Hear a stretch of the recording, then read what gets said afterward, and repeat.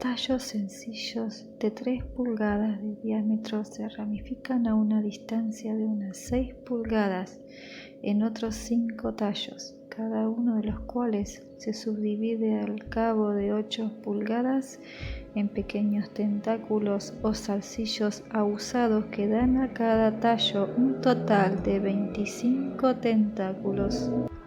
En la parte superior del torso, un cuello romo, bulboso, de color gris claro, con indicios de algo que se asemeja a branquias, sostiene lo que parece ser una cabeza amarillenta, con forma de estrella de mar, cubierta por pelillos o cilios muy recios, de varios colores elementales. La cabeza, gruesa y como hinchada, mide unos 2 pies de un extremo al otro, con tubos amarillentos y flexibles, de unas 3 pulgadas que salen de cada punta. Hendidura en el centro exacto de la parte superior, probablemente un orificio de respiración. En el extremo de cada uno de los tubos, abultamiento esférico en donde la membrana amarillenta se repliega al tocarla, dejando ver un globo vidrioso irisado y rojizo, evidentemente un ojo. 5 tubos rojizos algo más largos salen de los ángulos internos de la cabeza estrellada y terminan en partes hinchadas del mismo color, semejantes a bolsas que al apretarlas se abren y muestran orificios con forma de campana de 2 pulgadas de diámetro como máximo, recubiertos de salientes afilados, blancos y semejantes a dientes, probablemente bocas. Todos estos tubos, cilios y puntas de la cabeza estrellada los encontramos firmemente plegados, con los tubos y las puntas fuertemente adheridos al cuello bulboso y al torso. La flexibilidad es sorprendente a pesar de la extraordinaria dureza. En la parte inferior del torso hay una reproducción más primitiva de la cabeza con funciones distintas. Un falso cuello bulboso de color gris claro, sin branquias rudimentarias, sujeta una estructura verdosa en forma de estrella de mar de 5 puntas. Brazos recios y musculados, de 4 pies de largo y de grosor en disminución a partir de un diámetro de 7 pulgadas en la base hasta 2 y 5 décimas en los extremos. Adherida a la punta de cada brazo hay una pequeña terminación triangular membranosa con finas venas, de una longitud de 8 pulgadas y una anchura de 6 en el extremo final. Esta es la membrana, la aleta o pseudopata que dejó huellas en rocas con una antigüedad de entre 1.000 millones y 50 o 60 millones de años. De los ángulos internos de las formas estrelladas salen tubos de 2 pies que van disminuyendo de grosor desde un diámetro de 3 pulgadas en la base a una tercera parte de ese diámetro en el extremo. Tienen orificios en las puntas. Todas estas partes son correosas y de enorme dureza, pero extremadamente flexibles. Brazos de 4 pies de longitud con membranas interdigitales empleadas indudablemente para moverse en el agua o en otro medio. Cuando se mueven muestran lo que parece ser una excesiva musculatura. Tal como los encontramos, estaban todos fuertemente plegados sobre el falso cuello y el final del torso, al igual que sus correspondientes proyecciones del extremo opuesto. No puedo decir todavía con toda certeza si pertenecen al reino animal o vegetal, pero las probabilidades están ahora a favor de su animalidad. Probablemente representan una evolución increíblemente avanzada de los radiados, sin pérdida de algunas de sus primitivas características. El parecido con los equinodermos es indiscutible, a pesar de la contradictoria morfología de algunas de sus partes. La estructura alada causa perplejidad en vista del probable hábitat marino, pero puede que fuera utilizada para la navegación acuática. La simetría es curiosamente vegetal y recuerda la estructura esencial propia de los vegetales, de una parte superior y una parte inferior, en lugar de la estructura animal de una parte anterior y otra posterior. Fecha fabulosamente temprana de la evolución, anterior a la de los protozoos más sencillos conocidos hasta ahora, impide cualquier clase de conjetura acerca de su origen. Los ejemplares completos tienen una semejanza tan impresionante con ciertos seres de los mitos primigenios que resulta inevitable pensar en su existencia milenaria fuera de la Antártida. Dyer y Peabody han leído el Necronomicon y han visto las pinturas de pesadilla de Clark Ashton Smith basadas en el texto, y comprenderán lo que quiero decir si hablo de los primordiales, supuestos creadores de la vida terrestre como broma o por error. Los estudios siempre han juzgado dicha concepción como resultado de una interpretación imaginativa y morbosa de muy antiguos radiados tropicales, semejantes también a formas del folclore prehistórico de que ha hablado Wilmart, apéndices del culto de Cthulhu, etc. Se ha abierto un vasto campo de estudio, depósitos probablemente del Cretáceo tardío o del temprano Eoceno, a juzgar por los ejemplares hallados con ellos, estalagmitas inmensas depositadas sobre ellos. Cortarlas ha sido trabajo difícil, pero la dureza de los ejemplares ha evitado daños. Estado de conservación milagroso, evidentemente por efecto de la piedra caliza. No hemos hallado más por el momento, pero reanudaremos la búsqueda más tarde.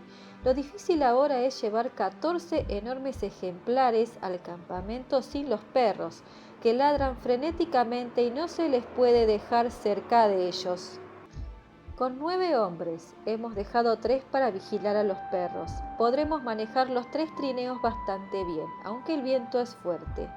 Tenemos que establecer comunicación aérea con Bahía de McMurdo y comenzar a enviar material.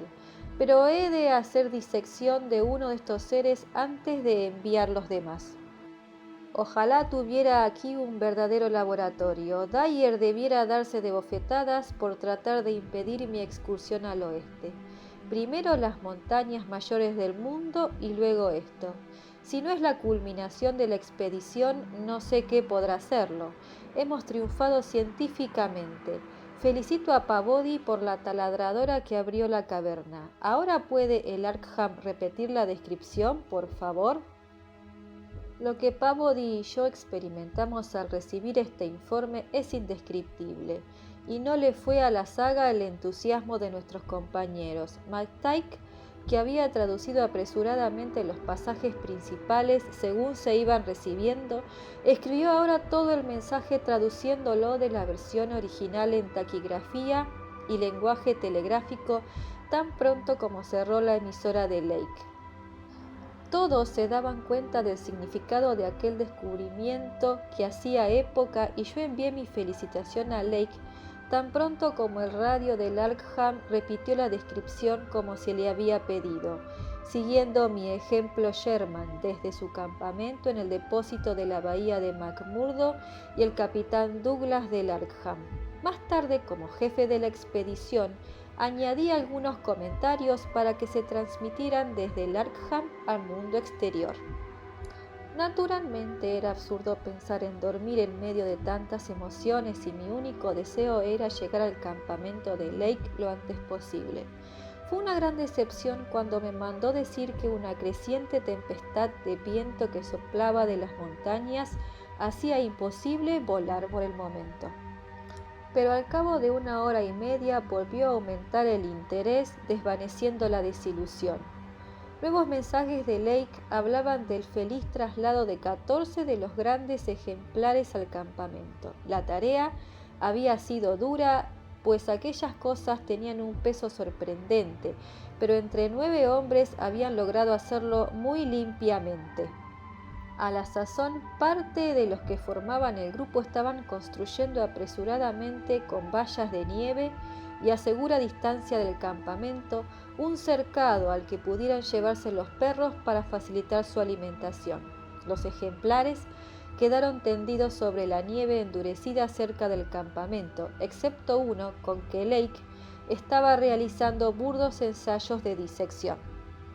Esta disección parecía ser tarea más ardua de lo que se había supuesto, pues a pesar del calor que proporcionaba una estufa de gasolina en la tienda laboratorio recién armada, los tejidos engañosamente flexibles del ejemplar elegido, robusto e intacto, no perdieron nada de su correosa dureza. Lake no acertaba con el modo de hacer las necesarias incisiones sin recurrir a una fuerza bruta que podría alterar los detalles estructurales que buscaba. Es cierto que disponía de otros 7 ejemplares en perfecto estado, pero eran demasiado pocos para utilizarlos imprudentemente, a no ser que la caverna suministrara más tarde una cantidad ilimitada de ellos. Por esta razón sacó el ejemplar en que trabajaba y entró a rastras otro que, aunque conservaba trazas de las formas de estrella de mar en sus 2 extremos, estaba aplastado de mala manera y deformado en parte a lo largo de uno de los 2 grandes surcos del torso. Los resultados rápidamente comunicados por radio fueron desconcertantes y decididamente estimulantes. Era imposible realizar una disección escrupulosa o exacta con unos instrumentos casi incapaces de cortar aquellos anómalos tejidos, pero lo poco que se consiguió nos dejó asombrados y estupefactos. La biología vigente tenía ahora que revisarse enteramente, pues aquello no era producto de ninguna clase de evolución celular de que la ciencia tuviera conocimiento. Apenas había habido sustitución mineral, y a pesar de una antigüedad tal vez de 40 millones de años, los órganos internos estaban completamente intactos. Aquella calidad correosa, resistente al deterioro y casi indestructible, era un atributo inherente a la organización de aquel ser y pertenecía a algún ciclo paleógeno de evolución invertebrada que trascendía nuestra capacidad de especulación.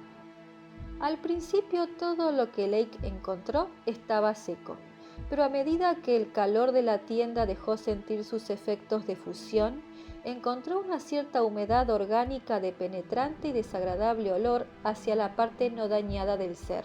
No era sangre, sino un espeso flujo de color verde oscuro que al parecer hacía sus veces. Para cuando Lake llegó a este punto de su investigación, los 37 perros estaban ya en el cercado, todavía sin terminar, e incluso a esa distancia ladraban furiosamente y mostraban gran inquietud ante aquel olor acre y penetrante. Lejos de ayudarnos a clasificar al extraño ser, esa disección provisional no hizo sino aumentar su misterio. Todas las suposiciones acerca de sus miembros externos resultaron acertadas, y en vista de ellas difícilmente podía dudarse de clasificar aquello como animal. Pero el examen interno mostró tantas características vegetales que Lake quedó sumido en un mar de confusiones. Tenía sistema digestivo y circulatorio y evacuaba los residuos naturales por los tubos rojizos de la base en forma de estrella. Tras un examen rápido se diría que su sistema respiratorio eliminaba oxígeno más bien que dióxido de carbono, y se percibían extraños indicios de cámaras de almacenamiento de aire y métodos de cambiar la respiración de los orificios externos a por lo menos otros 2 sistemas de respiración completamente desarrollados, uno de branquias y otro de poros. Se trataba claramente de un anfibio y estaba probablemente adaptado también para sobrevivir durante largos periodos de hibernación sin aire. Parecían existir órganos vocales conectados con el principal sistema respiratorio, pero estos presentaban anomalías insolubles por el momento. El habla articulada en el sentido de pronunciación silábica apenas resultaba concebible, pero era muy probable que pudieran emitir notas musicales como silbidos de una amplia escala. El sistema muscular estaba desarrollado casi prematuramente. El sistema nervioso era tan complejo y se encontraba tan desarrollado que dejó atónito a Lake. Aunque excesivamente primitivo y arcaico en algunas de sus características, el ser poseía un conjunto de centros ganglionares y conjuntivos que suponían un desarrollo enormemente especializado. El cerebro de 5 lóbulos mostraba una evolución sorprendentemente avanzada y se percibían indicios de un equipo sensorial servido en parte por las cilias, semejantes a alambres, de la cabeza, lo que suponía la existencia de factores ajenos a cualquier otro organismo terrestre. Probablemente poseía más de 5 sentidos, por lo que sus hábitos no podían deducirse por analogía. Lake supuso que debió tratarse de un ser de fina sensibilidad y funciones delicadamente diferenciadas en su mundo primigenio, algo muy semejante a las hormigas y las abejas actuales. Se reproducía como las plantas criptógamas, especialmente las pteridófitas. Tenía cavidades de esporas en las puntas de las alas y crecía evidentemente de un tallo o de un gametófito.